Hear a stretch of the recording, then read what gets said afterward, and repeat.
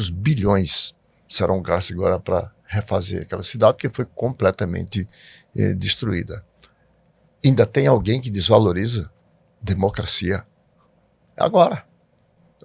Veja como ela é importante, né? É a política que vai resolver agora. E a política se faz com democracia. E a gente imaginar que temos parcela significativa da nossa população aqui no Brasil defendendo o contrário. Trump e Netanyahu tiveram uma conversação telefônica e Trump foi muito duro com Netanyahu, porque Netanyahu não queria aceitar a trégua, as condições da trégua.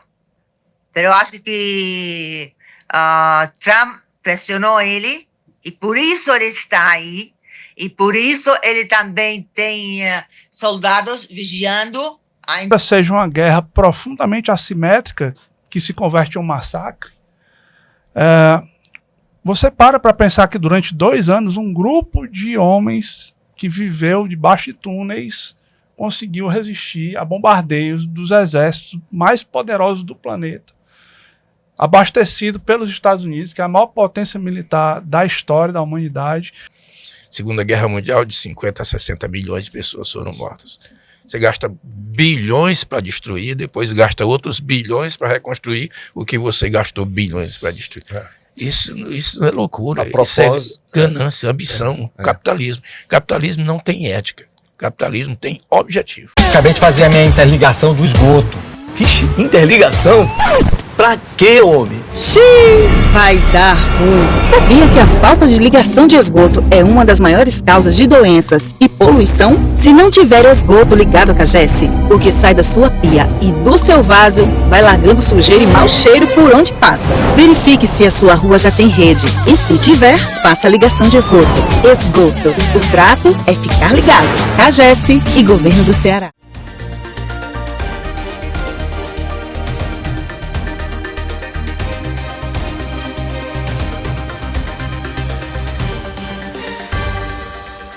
Na semana em que completou 2 anos da guerra na faixa de Gaza, finalmente foi anunciado um cessar-fogo. O conflito, que começou em 7 de outubro de 2023, quando de um ataque sem precedentes do Hamas matou 1.200 pessoas e fez 251 reféns. O saldo dos 2 anos de conflito foi a morte de mais de 67 mil palestinos, 170 mil feridos e um lastro de destruição em todos os sentidos. Quase toda a população foi forçada a se deslocar e a ONU afirma que a maior parte das casas ou foi danificada ou totalmente destruída. A guerra entre Israel e o Hamas devastou a faixa de Gaza, vitimando civis, inclusive milhares de crianças. De acordo com a Organização das Nações Unidas, quase 2.000 palestinos foram mortos enquanto buscavam comida na Fundação Humanitária de Gaza. A faixa de Gaza tem apenas 41 quilômetros de comprimento, 10 quilômetros de largura. Nela, moram mais de 2 milhões de pessoas e estima-se que quase 90% das casas tenham sido totalmente destruídas. Vamos assistir a um rápido vídeo para nos dar a noção do que significou esse período até essa trégua anunciada na semana que passou.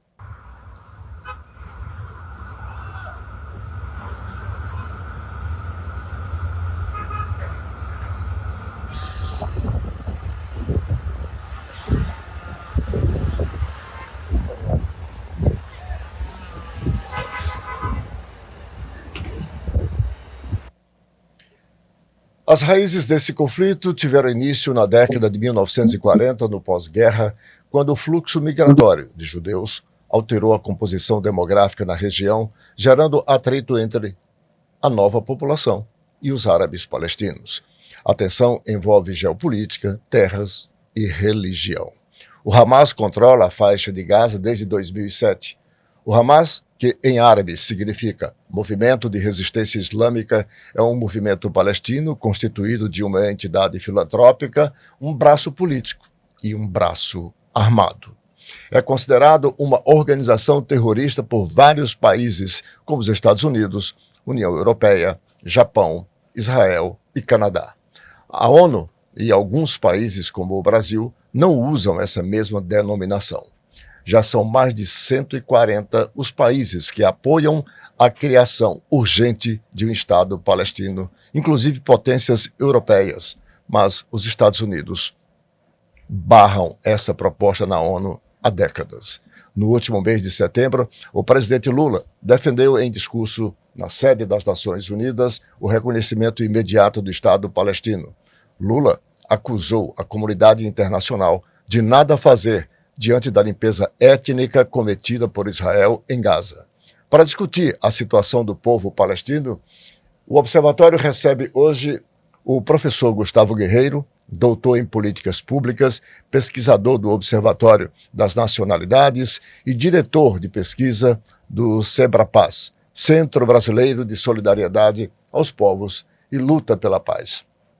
Também aqui conosco o professor Nelson Campos, filósofo, mestre em educação, professor universitário. E, de forma virtual, para nossa satisfação, nós temos aqui a presença, virtual, da professora Nadira Ismael Aziz, uma filha de pai e mãe palestinos, hoje radicada nos Estados Unidos, portanto uma cidadã do mundo e que sofre, obviamente, na pele ao ver seu povo nessa situação. Agradecendo desde já as participações dos senhores, peço permissão para dar prioridade para a Nadira, né? Além de mulher estar fora, está bem distante, e resolveu colaborar conosco. Professora Nadira, muito obrigado. Sabe que é uma honra para nós. De nada. Um prazer, doutor. É uma honra para nós tê-la aqui conosco para falarmos um pouco sobre esse momento que o seu povo vivencia nesse instante. Eu gostaria de saber qual é a sua perspectiva para esse momento, essa trégua, digamos assim. Já se pode falar em paz ou é apenas um primeiro passo nesse instante, como tantos outros que já foram dados e voltamos atrás?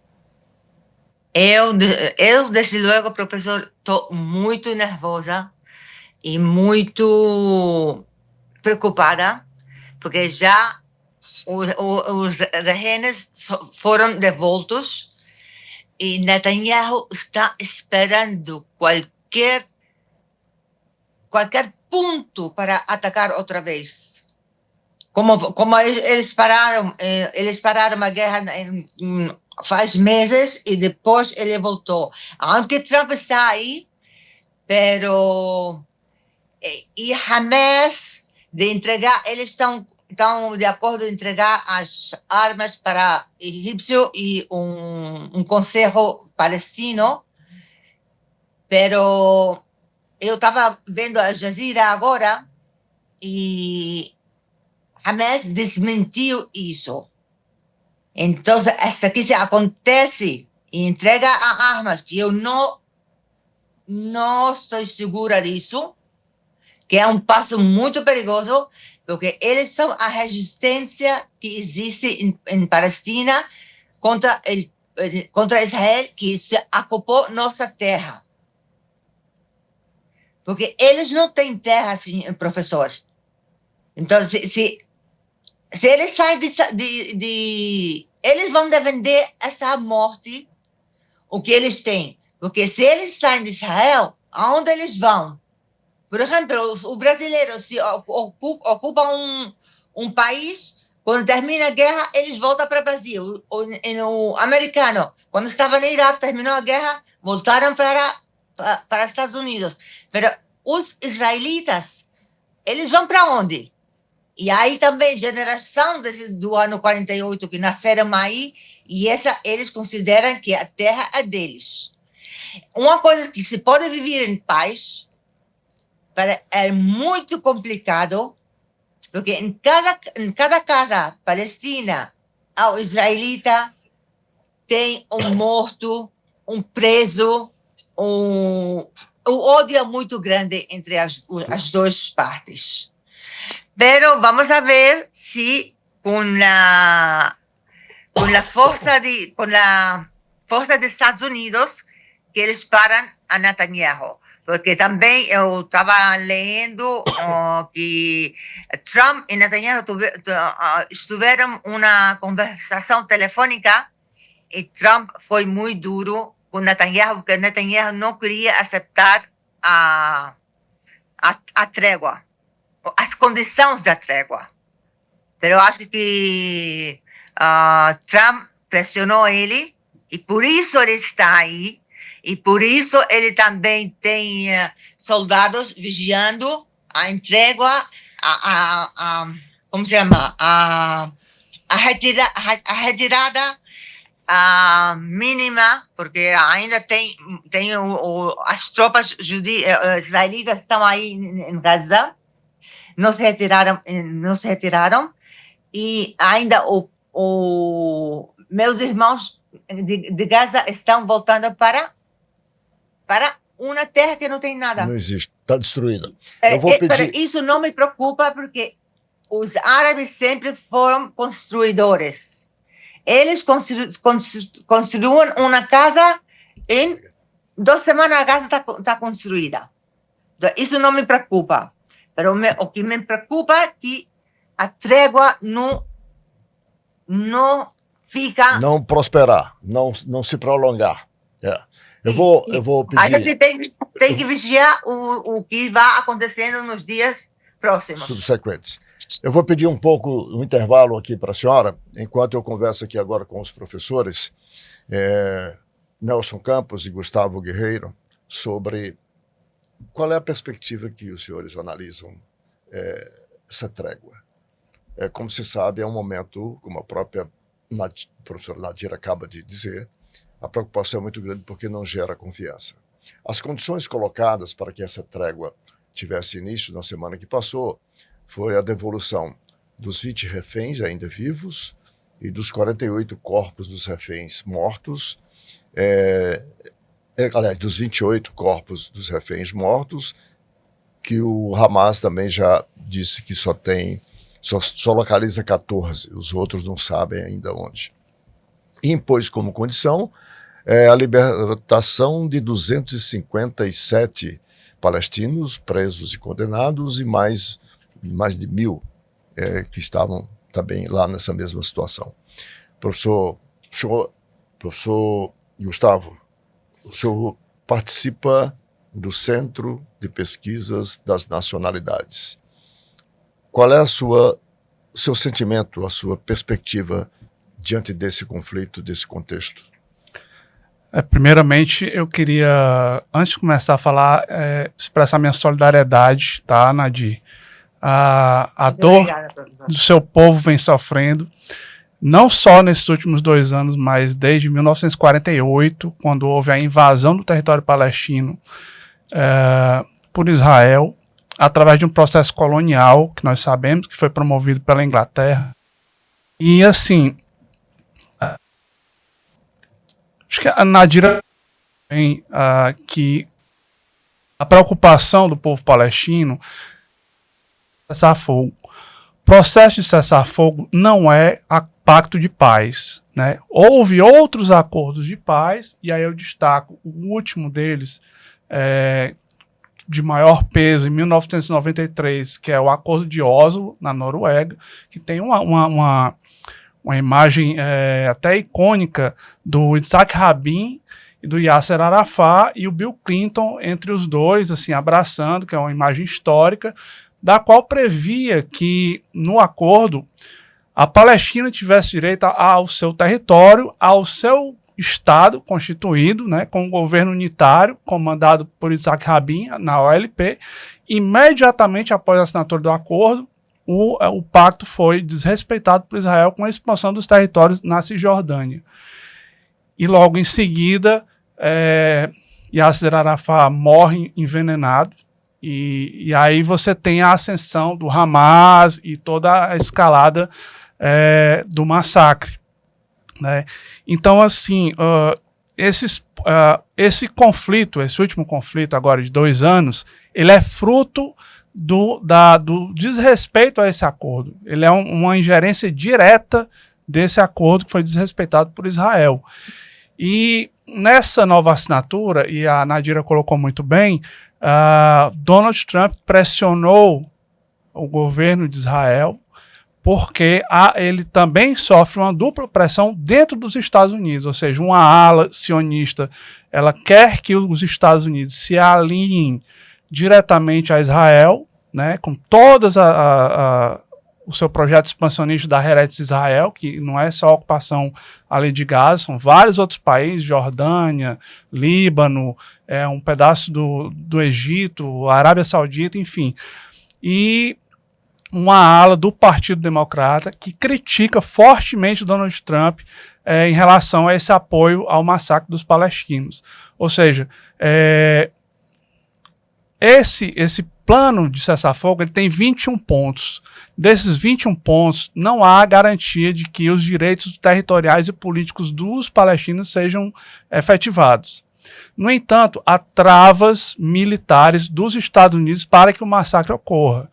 Então, assim, minha avaliação para fechar, no curto prazo, eu acredito que seja, sim, até uma vitória da resistência palestina, né, do Hamas e do povo palestino, mas no médio e longo prazo não há nenhuma garantia de que isso possa continuar, como a Nadira colocou. Porque saindo o governo Trump, tudo volta de novo. Então, eu vejo assim, num primeiro momento, no curto prazo, com bons olhos, porque afinal de contas parou o massacre, né? Mas no médio e longo prazo eu não encontro perspectivas muito boas. Professor Nelson Campos, e para o senhor, como um educador e um observador privilegiado, obviamente, da geopolítica mundial e esse fato Palestina-Israel, assim como Putin, né, em relação à Ucrânia, são, digamos, os dois fatos da mídia mundial. Mas vamos nos ater aqui a esse cessar-fogo, vamos chamar assim, entre Israel e Palestina. Bom dia, Arnaldo. Bom dia, professora. Bom dia, professor. Eu volto muito mais no tempo ainda para falar desse conflito. Sim, ótimo, ótimo. Se você voltar lá às origens, por exemplo, da Bíblia, quando se fala de Abraão, que era casado com Sara, ela não engravidava, então ele teve relações sexuais com a escrava chamada Agar. E desse relacionamento nasceu uma criança chamada Ismael.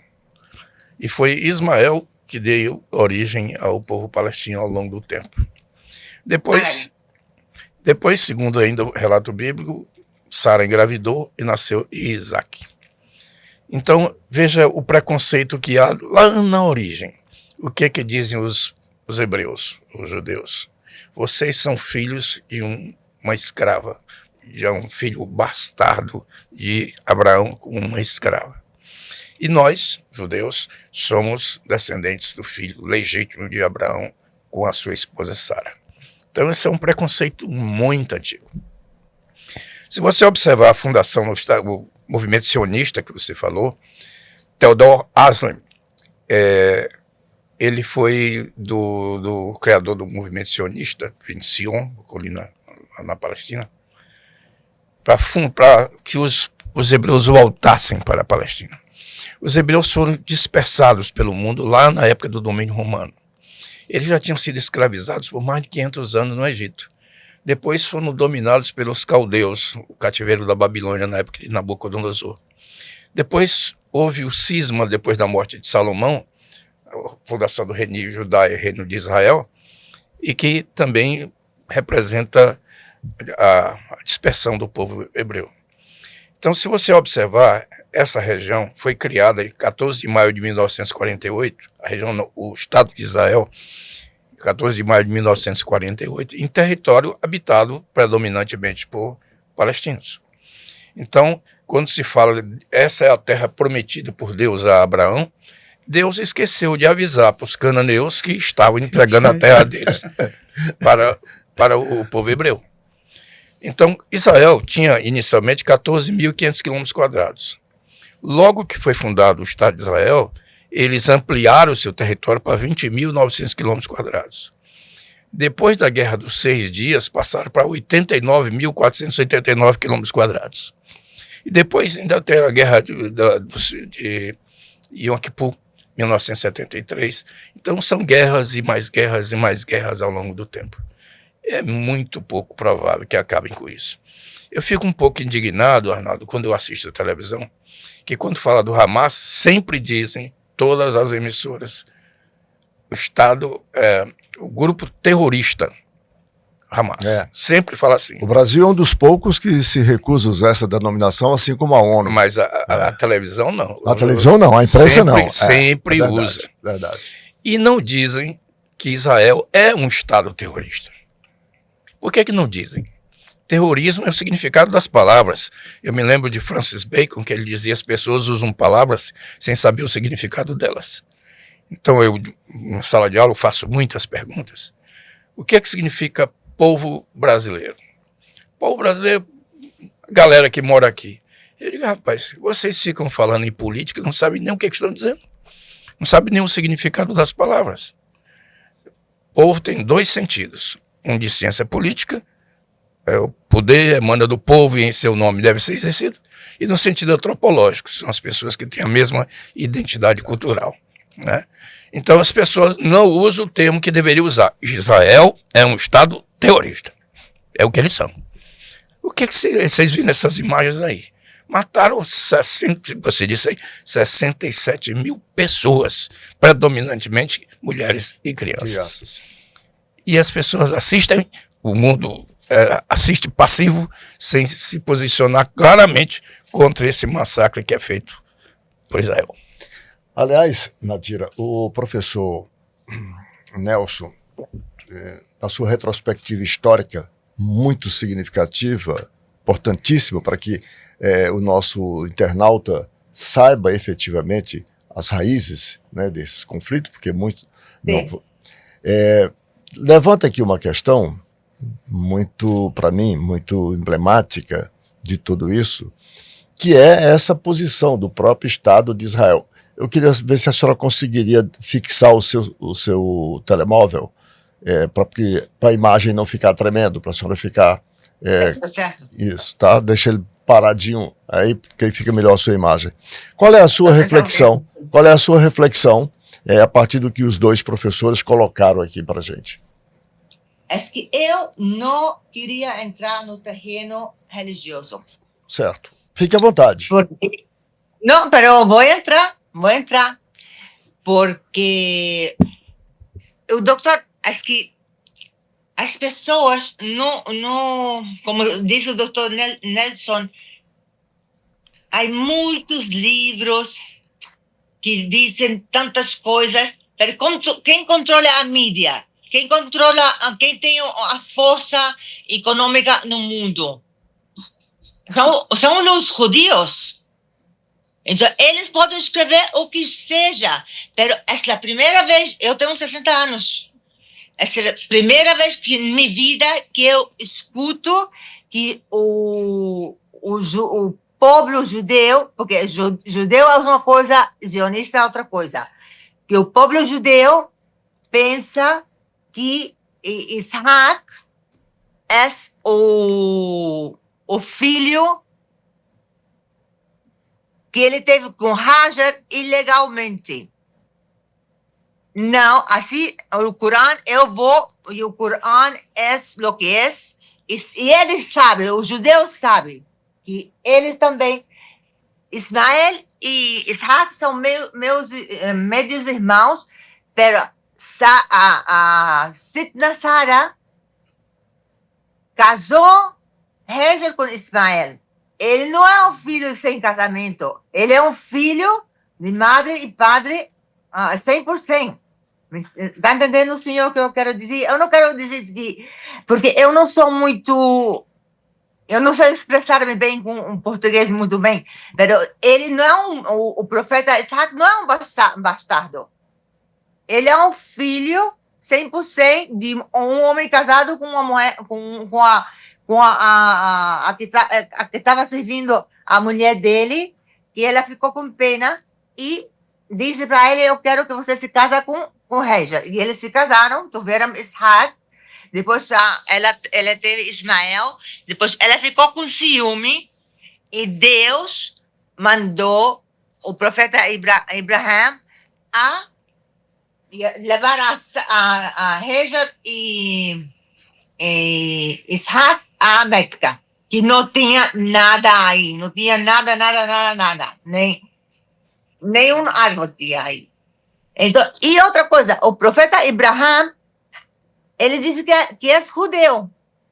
Mas o Torá chegou muito depois de muitos milhares de anos com Moisés. Como eles dizem que Sayyidina Ibrahim é um judeu? Ele não é. Então, a descendência judeia vem de Isaac e seus filhos.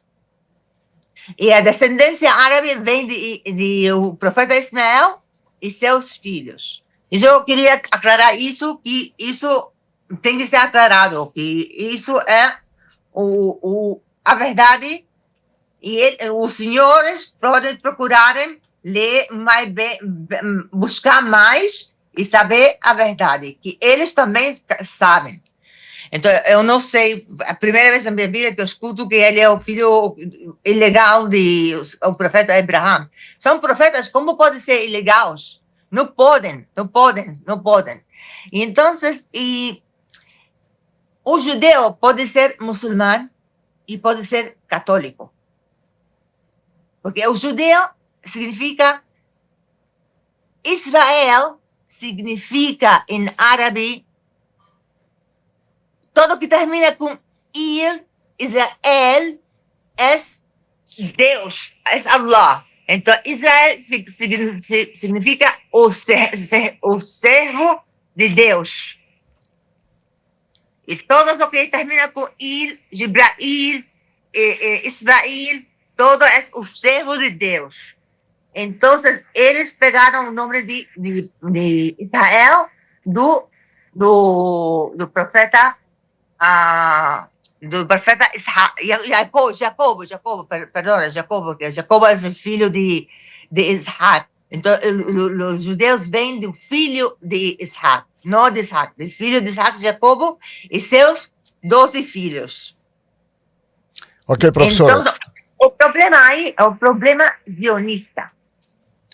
Essa começou, por isso eu estava me mexendo, porque há um judeu que se chama Herzl, que eu não sei de que ano é, 1800 e alguma coisa, é muito para trás, que começou com essa organização que eles queriam encontrar uma terra para eles ficar. Cara, eu quero...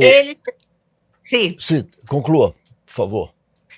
E eles queriam, primeiro tinha opções de Argentina, Marruecos e Palestina, mas como a Palestina é a Terra Sagrada, eles queriam a Palestina. Então, no final, no 48, a Inglaterra, que não queria que eles estivessem aí, e todos os países queriam os judeus fora, mandaram eles a Palestina. Então, eles ocuparam a terra palestina, e eu, quando estava aí vivendo, eles tiravam as pessoas da casa, derrubavam a casa para construir colônias. Mais ou menos como as facções fazem no Brasil. E se pegava, se o filho de uma família era de um movimento de resistência, e eles descobriram, porque o Mossad deles é muito inteligente, é uma inteligência que eu creio que é a melhor inteligência do mundo, o Mossad israelita. Seu filho é de uma organização que tem a família dele que vê com isso, porque eles tiram a família fora e derrubam a casa. O ódio é muito grande, do zionista, não é o judeu, é zionista contra o palestino.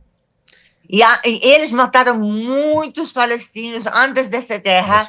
Então, a gente tem um ódio aí entre a gente e eles, que só temos, se Deus quiser, com outro presidente que não seja Netanyahu, que seja mais porque Netanyahu é zionista. Ele é um criminal de guerra. Bom, professor Nadir, o nosso porque tempo... para matar... Desculpa um segundo dito, professor. Porque ele, para matar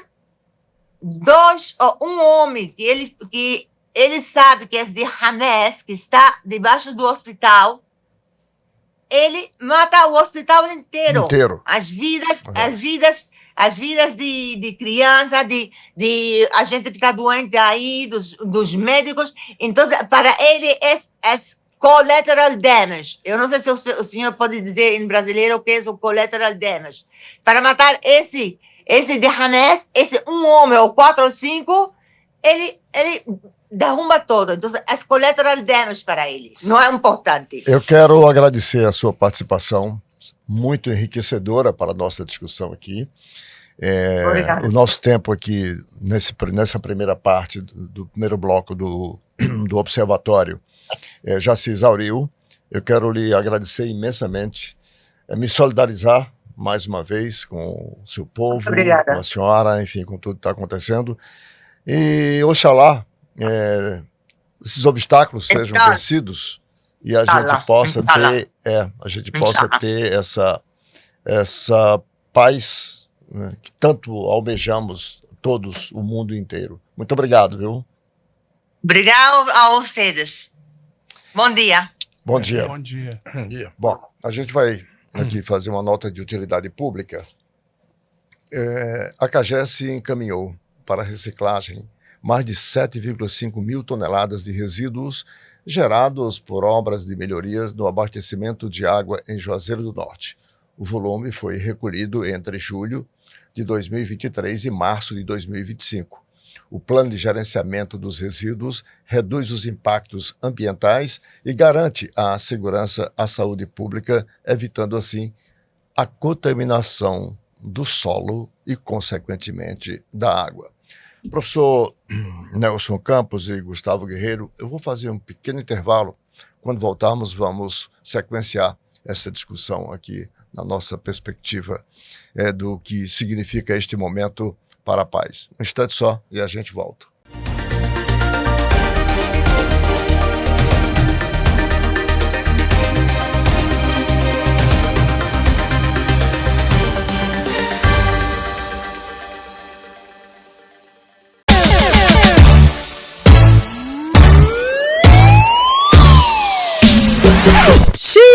Vai dar ruim.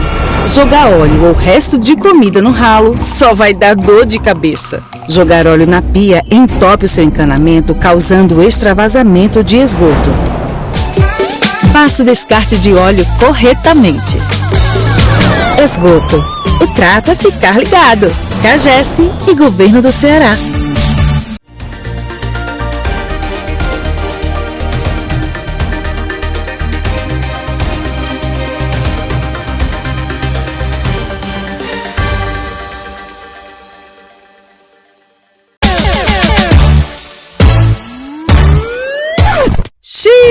Vai dar ruim.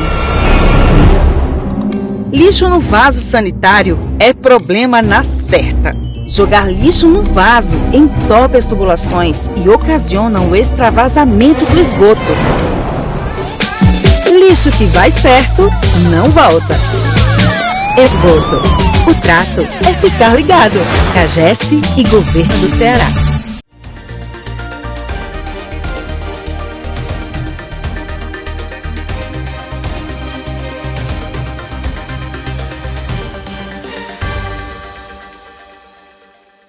Estamos de volta com o Observatório, hoje aqui com as participações dos professores Nelson Campos e Gustavo Guerreiro, discutindo este momento de trégua, vamos chamar assim, entre a Palestina e Israel. Tivemos aí a contribuição, a participação muito significativa da professora Nidara, uma palestina, portanto, hoje radicada nos Estados Unidos, que nos deu a honra de contribuir aqui, mostrando a visão de um palestino que sofre na pele, enfim, todo esse problema. Eu queria então retomar aqui a nossa discussão a partir da visão dos senhores sobre o que ela colocou de riscos, de temor que tem o povo palestino em relação ao que o Netanyahu poderá fazer depois, porque ele já se nega terminantemente a entregar 2 dos 257 presos condenados. E um desses, cujo nome agora, daqui a pouco eu lembro, é uma grande liderança palestina. Acho que é o Marwan Barghouti. Marwan Barghouti, isso. Ele é conhecido como o Mandela palestino. Isso. De grande popularidade palestina e tal. E o Netanyahu sabe da sua força política, né? Do seu carisma. Então, esse é um dos grandes obstáculos nesse instante. Por isso, o medo externado pela Nadira, que a qualquer momento o Hamas não vai aceitar, porque houve um acordo. Olha, nós vamos devolver os 20 reféns, os 28 corpos dos que foram mortos, mas nós queremos a libertação dos nossos 257, digamos, líderes. Né? Se ele resolve quebrar esse acordo, mesmo só por 2, sendo esses 2, um deles o mais importante, obviamente que o Hamas, como força de resistência, poderá reagir e não aceitar. Professor Gustavo, qual é a sua expectativa? Pois é, como eu coloquei, um dos motivos que precipitou esse conflito recente foi a prévia de uma assinatura dos Acordos de Abraão, que foram, inclusive, articulados pelo Jared Kushner, que é o genro do Donald Trump, que estava agora, inclusive, agora há pouco no Knesset. Ele fez agora uma declaração lá no Knesset falando sobre a situação da ocupação, como é que vai se dar daqui para frente, cantando que vai ser uma região de paz. E o Jared Kushner é uma liderança judaica conhecida nos Estados Unidos e tem feito essa articulação desde 2020, certo? E os acordos de Abraão, que previam aí, são acordos bilaterais com Emirados Árabes, o Bahrein, o próprio Marrocos, previam o reconhecimento desses países árabes, né, em sua maioria. São chamados Árabes Unidos, né? Isso, países Árabes Unidos. Emirados Árabes Unidos.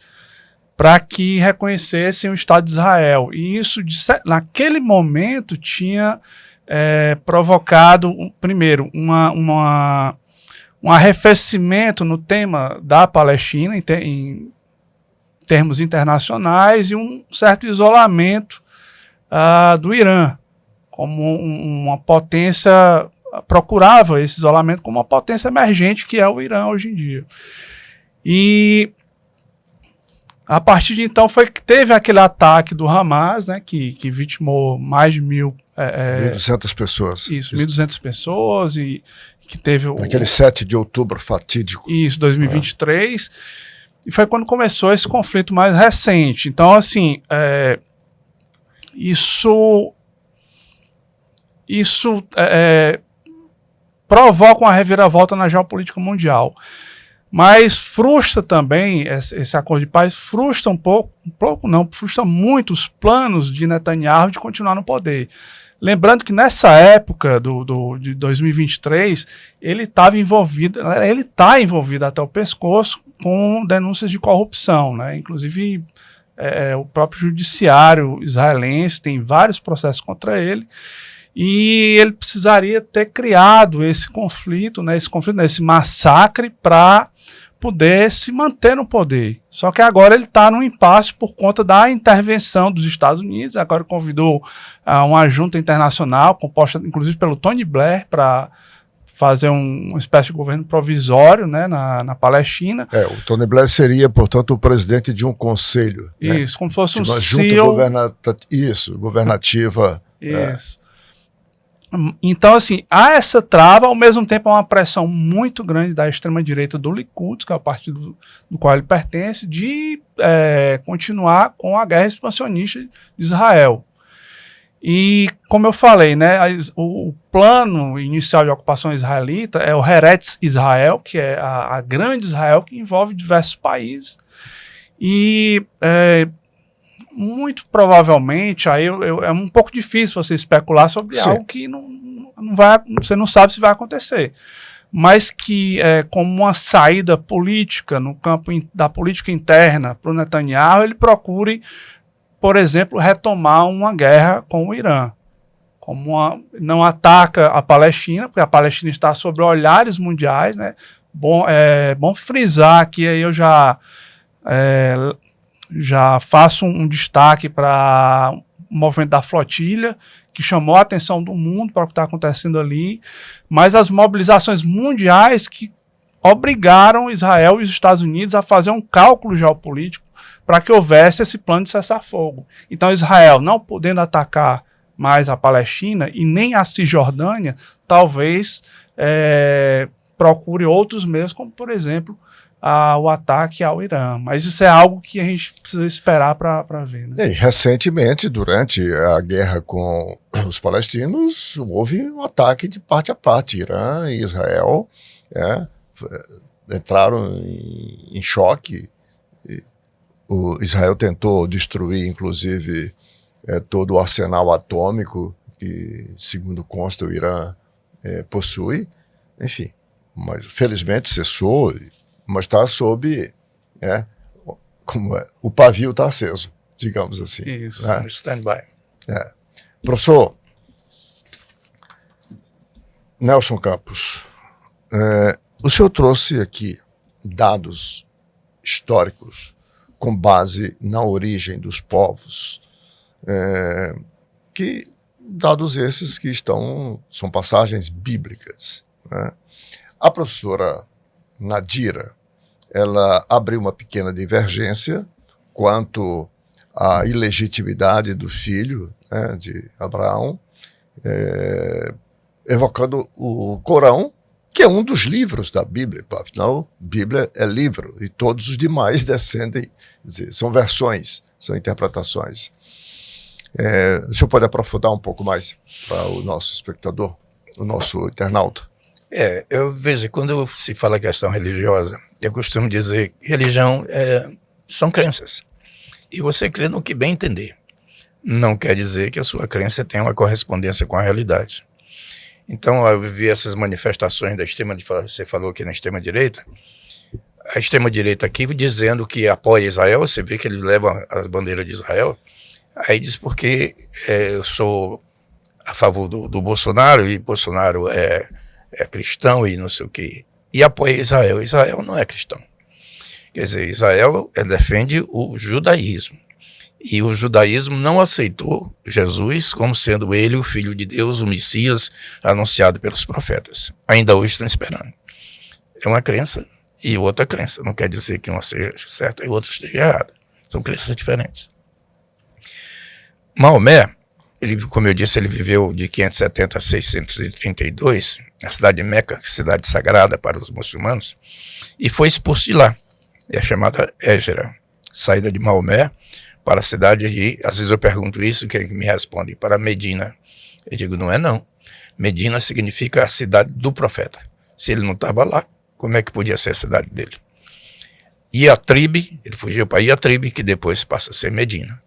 Então, até então não era Medina. E lá se estabelece depois a expansão muçulmana. Se você analisar ali o Oriente Médio, quase todos os países lá são ditaduras. Arábia Saudita, todos eles são governos ditatoriais. E todos eles usam, evidentemente, a religião como instrumento político. Então, quando a gente observa, por exemplo, a discordância aqui, eu não disse que ele era filho bastardo. Eu disse que os judeus disseram que ele era bastardo. Quer dizer, a visão do povo judeu. Se você analisar, por exemplo, o Holocausto, na Segunda Guerra Mundial, se fala mais ou menos em 12 milhões de pessoas mortas pelo nazismo, nos campos de extermínio, dos quais 6 milhões eram de judeus. Outros 6 milhões não eram.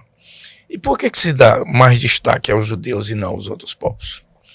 Especialmente pela influência da ideologia estabelecida pela indústria cinematográfica. Se você pegar, por exemplo, a lista de Schindler, quem foi o cineasta? Steven Spielberg, que é o quê? Judeu. Você pega, por exemplo, o pianista, quem é? Judeu. Quer dizer, a indústria é controlada pelo capital do judaísmo.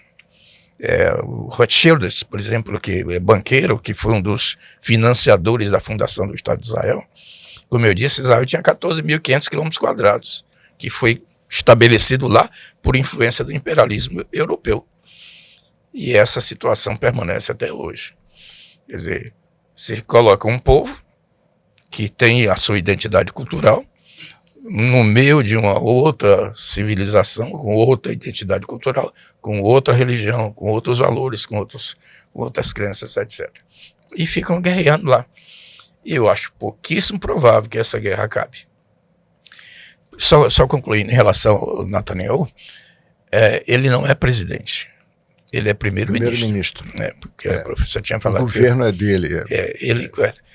Outra coisa que se atribui, por exemplo, a Albert Einstein, que era judeu, se diz que ele havia dito, afirma-se que o universo e a estupidez são infinitos.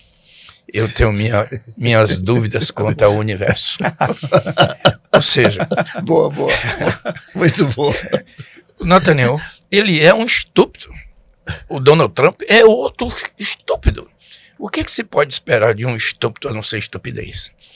Então, ele, para se manter no poder, o professor falou, Gustavo, vários processos de corrupção contra ele e também contra o Trump, envolvendo até pedofilia nos Estados Unidos. Se fosse aqui, ele seria julgado como o Bolsonaro foi, pela tentativa de golpe que aconteceu em 6 de janeiro, quando ele foi derrotado, não admitiu a derrota, insuflou lá o gado dele, lá, os fanáticos dele, para invadir o Capitólio, inclusive com morte de, se não me engano, 5 pessoas. Mortes devido às invasões. Então não pode se esperar de quem não. Ele vai fazer guerra, porque ele se mantém por causa da guerra. Isso. Aliás, examinando assim, obviamente que aqui é só um exercício, né, para um raciocínio. O Trump fez todo esse movimento, a propósito que eu gostei quando você fez o comparativo entre os dois estúpidos promovendo a paz, algo difícil realmente a gente aceitar. Todos sabem que o grande sonho, o grande desejo do Trump com essa suspensão era o prêmio Nobel da Paz. A definição saiu antes. Ele atrasou, ele perdeu o time.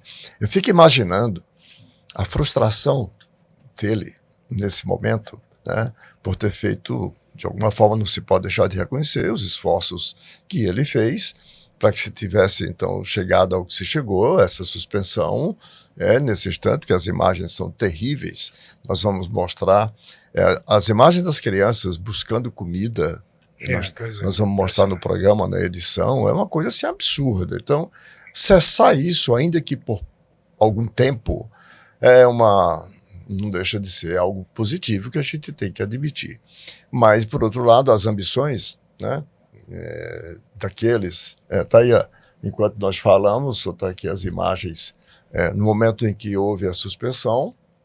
Então, há a entrada de ajuda humanitária, né? Olha, a situação, uma imagem como essa é algo impensável, né?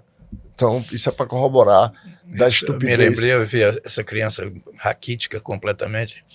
Eu me lembrei quando o Bolsonaro falou sobre os desaparecidos.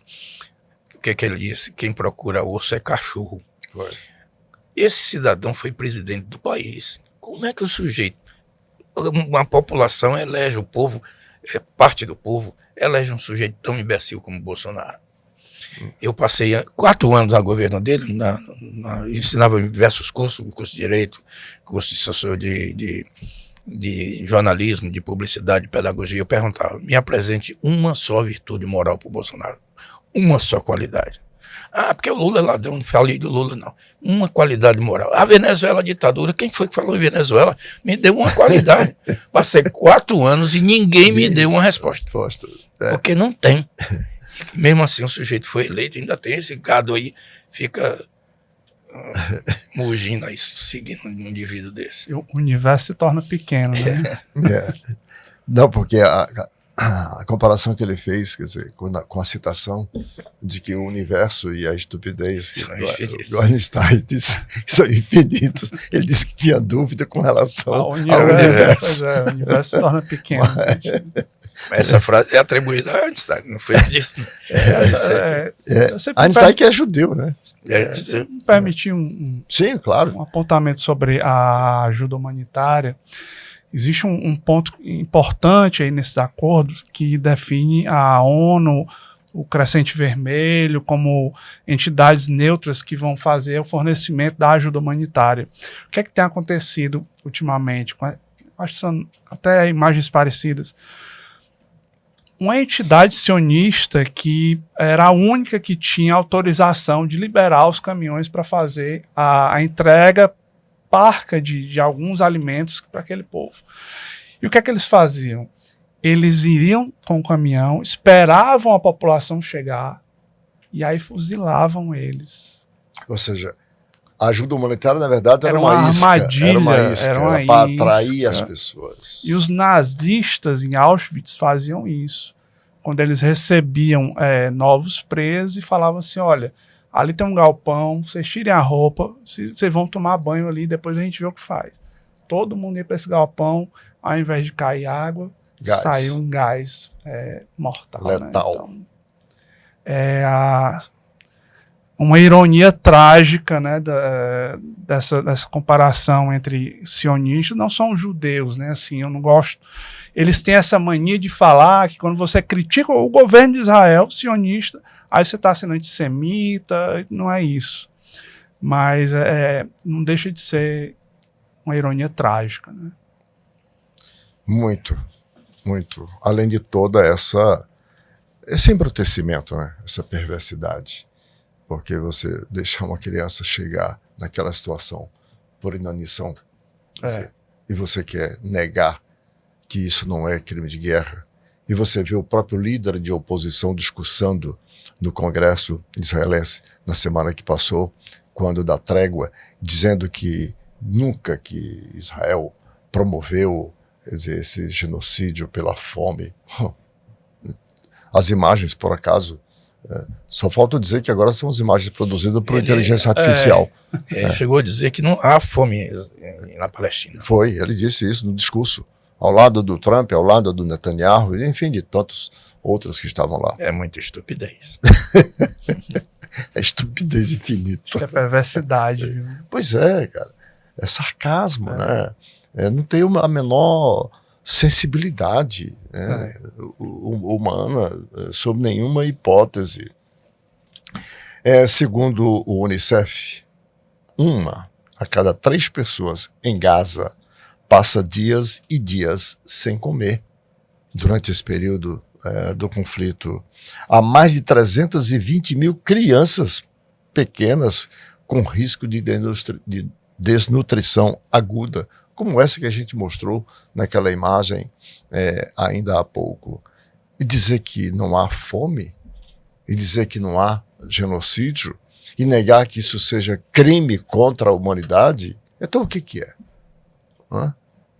Você falou em fome, Arnaldo, eu me lembro, só um comentário rápido sobre isso, porque eu na época da ditadura, eu fui preso, e quando me prenderam eu estava em sala de aula, quando 3 agentes da Polícia Federal me levaram. Aí, depois de não sei quanto tempo lá, fui ser interrogado, e até então eu não fui preso eu sozinho, eu fazia parte de um grupo político que combatia a ditadura. Prenderam você, vão me prender. E poderiam prender outras pessoas mais. Eu fiz uma greve de fome. Passei 5 dias sem comer. Aí, na noite do 5º dia, desmaiei. Apaguei completamente. Eu acho interessante isso, porque eu via tudo, não me mexia, não abria os olhos, não movimentava, mas escutava tudo. Alguém pegou o meu pulso e disse, o homem está sem pulso. Levo rápido para o hospital militar ali. E essa frase eu não esqueci, mas não dei entrada nele lá. Ou seja, se eu tivesse morrido, seria um desaparecido a mais. E tem gente que diz que não houve ditadura no Brasil. É uma alienação total. Tem uma frase muito célebre Daí, teria que ter matado pelo menos uns 31 mil. 30 mil. Hein? 30 mil. 30 mil. Inclusive Fernando Henrique Cardoso. Começando por ele. E o que é pior é que o inspetor lá que foi me interrogar... É a frase, viu? Nós estamos nos referindo à frase pronunciada, vocês sabem por quê. Porque quando nós falamos o nome do Fernando Henrique Cardoso, para que o desatento não ache que nós estamos aqui dizendo... Não, foi o candidato, na época candidato a presidente, que disse isso. Devia ter, em vez de ter torturado, ele elogiou o torturador, o coronel Carlos Alberto Brilhante Ustra, o terror da presidente Dilma. Quer dizer, o sujeito elogia um torturador. Eu sou a favor da tortura. E se diz cristão. Jesus foi morto sob tortura. E o cara se diz cristão e faz um negócio desse. Mas só um comentário rápido ainda sobre esse período. Quando o rapaz foi me interrogar, ele me acusou de ser subversivo. Tal. Você diz que o Brasil é uma ditadura. O Brasil não é uma ditadura. O Brasil é uma democracia. Eu digo, como é que se explica que eu esteja preso? Qual foi o crime que eu cometi? Eu estava em sala de aula quando me prenderam. Porque você é marxista e Marx dizia que os fins justificavam os meios. E eu digo, rapaz, desculpa, mas isso não é de Marx, não. Se é atribuído a Maquiavel. Eu digo atribuído porque eu li o Príncipe todinho e encontrei essa frase, que os fins justificam os meios. Eu estou procurando até hoje. Mesma coisa nenhuma, rapaz. Maquiavel nasceu em 1469, morreu em 1527. E Maquiavel era um filósofo realista. Não é que ele dizia que moralmente aquilo era bom, ele identificava que na política os fins justificavam os meios. E funda a ciência política, inclusive, a partir dessa frase. E Marx nasceu em 1818, morreu em 1873, defendia a classe trabalhadora, o outro defendia o poder do príncipe, etc. São ideias completamente diferentes. Ou seja, a pessoa que estava me interrogando não sabia nem o que estava dizendo. Como é que pode?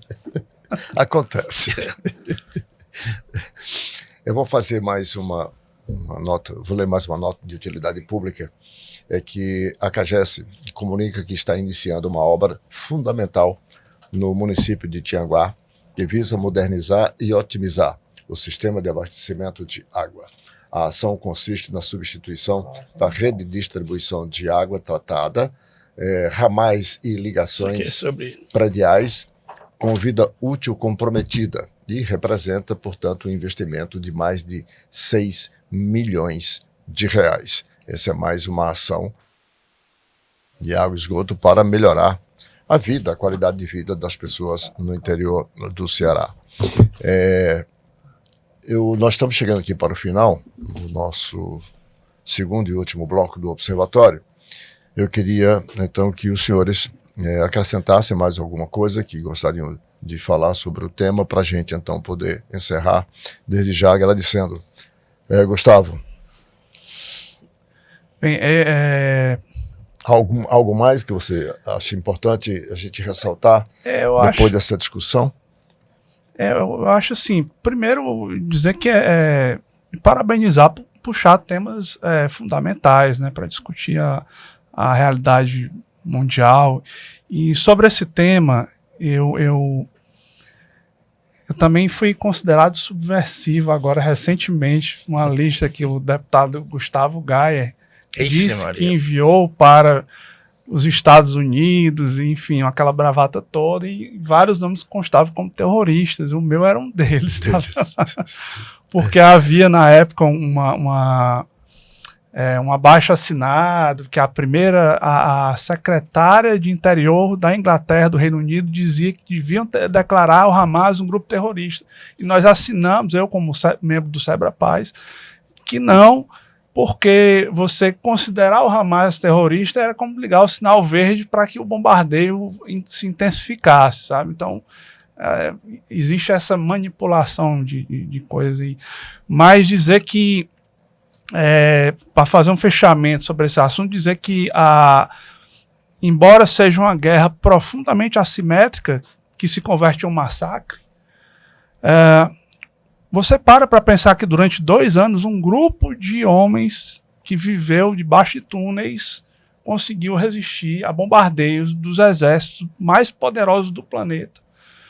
abastecido pelos Estados Unidos, que é a maior potência militar da história da humanidade, e que conseguiram resistir e impuseram uma derrota a Israel. Embora Israel demonstre uma superioridade bélica infinita, saiu derrotada porque não conseguiu seus propósitos, que eram a eliminação do povo palestino e a anexação do território de Gaza a Israel. Então eles não conseguiram nada disso. Então eles saíram derrotados, a resistência palestina saiu vitoriosa.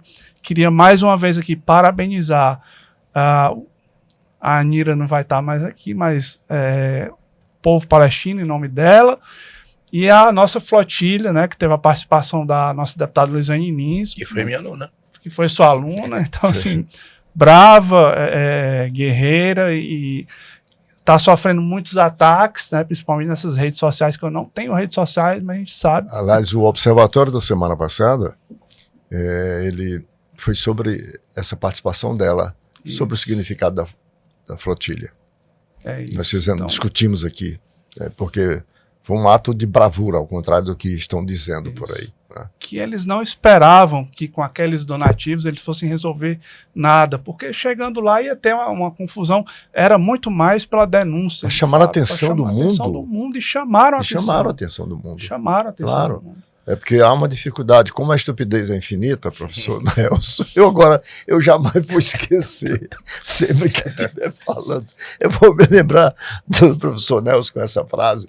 Então, como a estupidez é infinita mesmo, portanto de um espectro larguíssimo, as pessoas não compreendem o que significa um gesto daquele, né? Daquelas pessoas. Se expor aquilo pelo gesto humanitário, não que fossem resolver, mas era preciso chamar a atenção pela omissão. O mundo se omitiu nesses 2 anos, a não ser uma ação pontual aqui e ali. Então, eu valorizo Agora, demais. o que há por trás disso, Arnaldo, é a indústria bélica. A guerra é a maior manifestação da estupidez da humanidade. Por outro lado, é um negócio altamente lucrativo. Por isso é que existem tantas guerras. Quer dizer, cada vez que você assiste um documentário e vê um míssil sendo lançado, lá se vai $1 milhão e 200 mil dólares ali. $1 milhão de dólares voando assim, para matar, para destruir. Quer dizer, você gasta milhões para destruir. Por exemplo, a Guerra Civil Norte-Americana morreram cerca de 630 mil pessoas. Depois você reconstrói os Estados Unidos. A Guerra Civil Espanhola mataram cerca de 1 milhão de pessoas. Primeira Guerra Mundial se fala em torno de 8 a 10 milhões de pessoas. Segunda Guerra Mundial, de 50 a 60 milhões de pessoas foram mortas.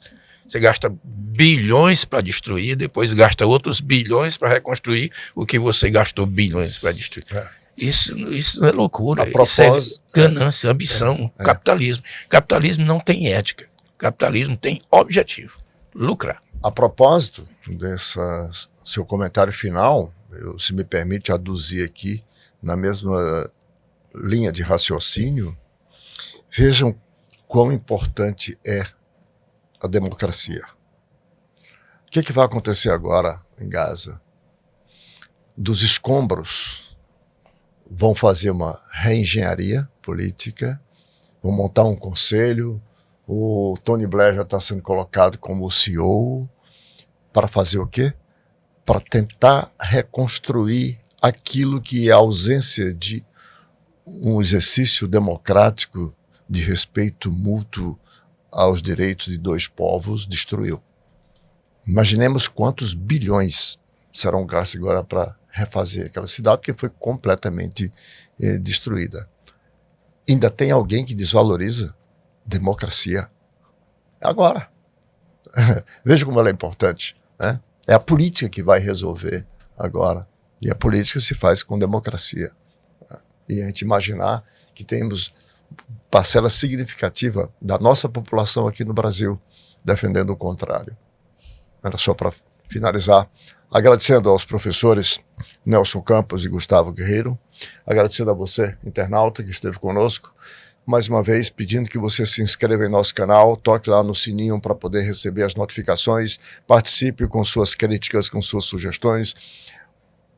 O conceito observatório diz muito mais do que uma discussão como essa, Nós queremos observar os fatos que dizem respeito aos interesses coletivos a partir da nossa realidade, mas não só da nossa realidade. Arnaldo Santos 1303, o Observatório com Arnaldo Santos. Até o próximo encontro.